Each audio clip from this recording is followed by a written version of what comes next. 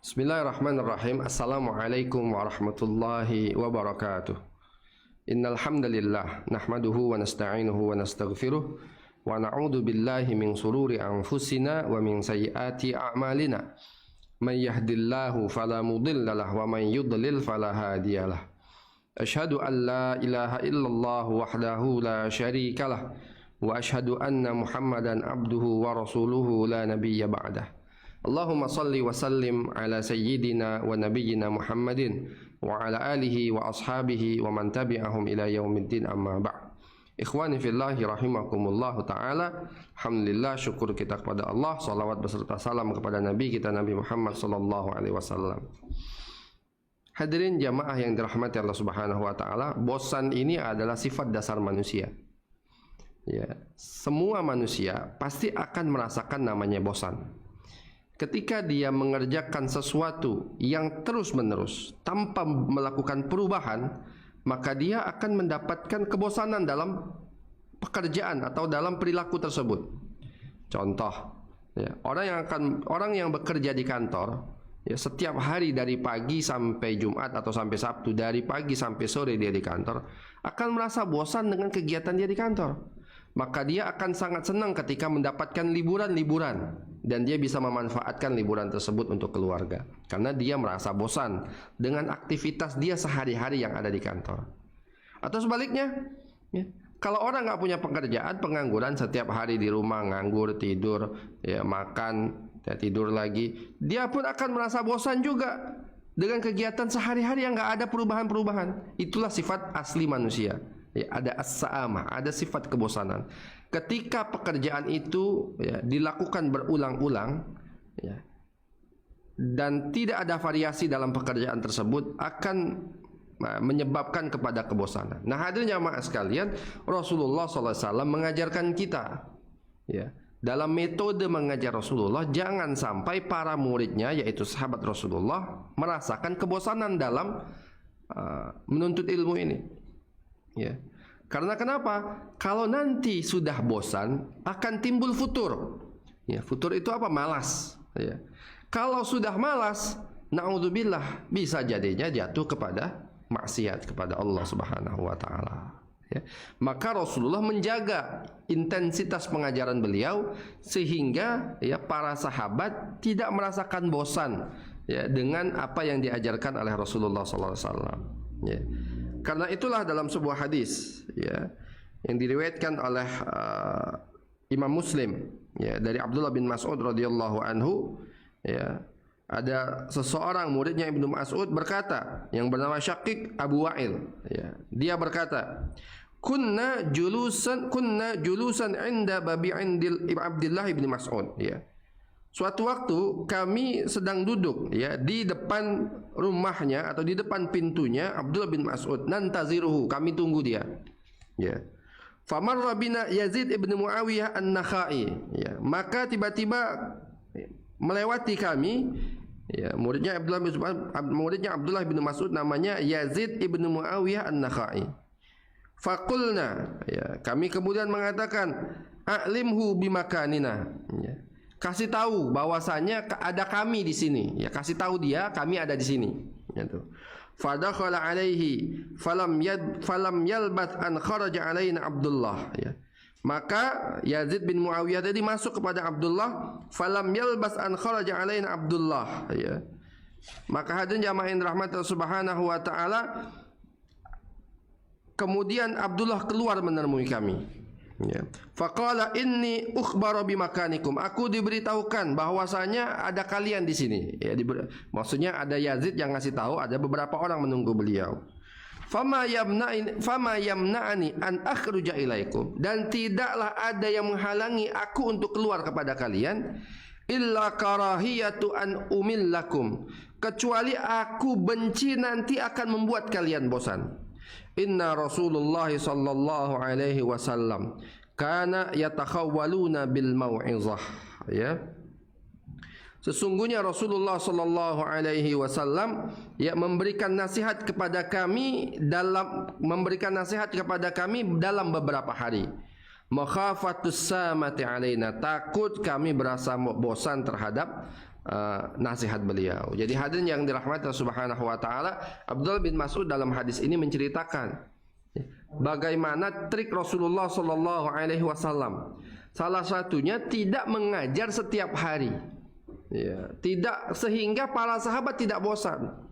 Ataupun Rasulullah memberikan cara pengajaran itu dengan cara-cara yang indah. Ya.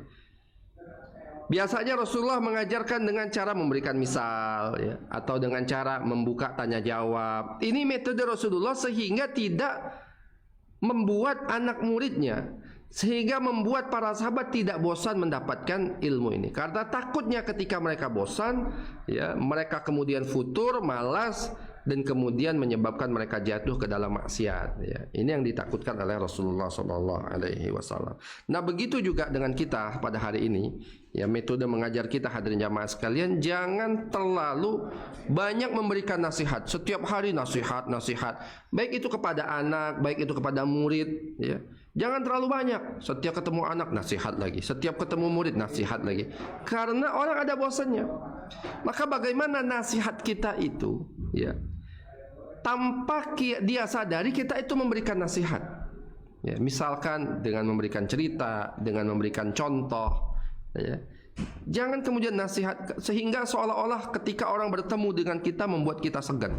Ajak mereka sebagai sahabat kita, ajak mereka sebagai teman kita, sehingga mempunyai kedekatan dan keseganan terhadap gurunya ini, terhadap orang tuanya ini, sehingga hadirin jamaah sekalian mereka bisa terbuka dan tidak ada kebosanan ketika mereka mendapatkan pelajaran dari kita. Bahkan Rasulullah SAW mengatakan, ya, yassiru wala tu'assiru, ya, ketika sahabat Mu'az bin Jabal radhiyallahu anhu berangkat ke Yaman, apa kata Rasulullah, pesan selalu yang dinasihatkan oleh Rasulullah SAW, yassiru wala tu'assiru, ya, permudah jangan engkau persulit, basyiru wala tunaffiru, ya, jangan, berilah kabar gembira, jangan engkau takut-takuti. Bahkan, ya, suatu saat sahabat Mu'az bin Jabal menjadi imam sholat.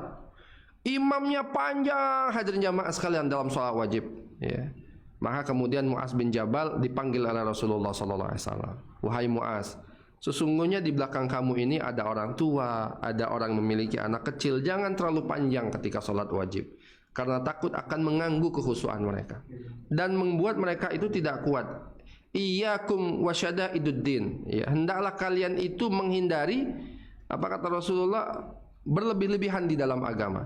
Ya, tidak boleh berlebih-lebihan di dalam agama, sehingga membuat kita ini bosan. Dan ketika kita berlebihan di dalam agama, hadirin yang dirahmati Allah Subhanahu wa taala, itu bisa bermasalah nantinya. Orang yang terlalu semangat belajar agama, ya, setiap hari kemudian belajar, kemudian saklek dalam mempelajari agama ini, hadirin jamaah sekalian, sehingga tidak berinteraksi sosial yang bagus, ya, kemudian mempunyai pemikiran yang keras, yang jumud, itu biasanya nanti suatu saat ketika dia bosan, itu malah berbahaya untuk agamanya, karena nanti dia bosan, dia futur, dan kemudian dia jatuh kepada maksiat.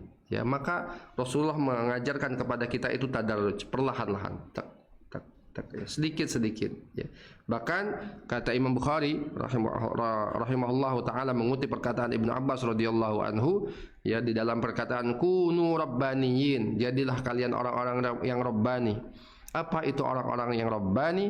Orang-orang yang rabbani, kata Ibnu Abbas radhiyallahu anhu, ya, man yu'allimin nasa bisigari ilmihim. Siapa yang mengajari manusia dengan ilmu-ilmu yang kecil terlebih dahulu. Jadi ada tadarruj, ada dalam menuntut ilmu itu ada tahapan-tahapannya, sehingga tidak membuat orang ini bosan. Bahkan hadirin jamaah sekalian, terkadang kita melihat Rasulullah SAW, ya, di dalam mengajarkan, hadirin jamaah sekalian, tergantung dengan keadaan orang yang bertanya, atau tergantung keadaan orang yang dihadapi oleh Rasulullah SAW. Terkadang Rasulullah memberikan nasihat, ya, untuk jihad lebih utama. Terkadang Rasulullah mengatakan zikir lebih utama. Terkadang Rasulullah mengatakan sholat lebih utama. Itu tergantung orang yang bertanya. Karena Rasulullah tahu bagaimana orang ini, ya, bagaimana sifat karakter orang ini, dan dibimbing oleh wahyu, maka Rasulullah SAW bicara kepada mereka dengan bahasa yang dibutuhkan oleh mereka. Karena itulah Rasulullah SAW mengatakan kalimun nasa ala uqulihim, ya. Bicaralah kalian kepada manusia sesuai dengan akal mereka. Ya, jangan bicara yang tinggi-tinggi kalau murid atau orang yang mendengarkan kita kemampuannya, pemahamannya hanya sebatas sedikit, ya. Maka kalimun nasa ala uqulihim, bicaralah kepada manusia ya sesuai standar akal mereka.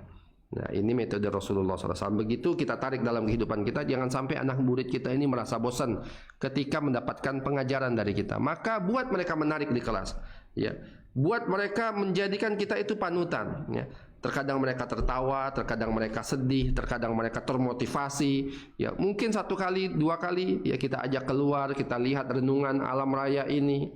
Ya, kemudian kita ajarkan bagaimana kebesaran-kebesaran Allah melalui alam itu.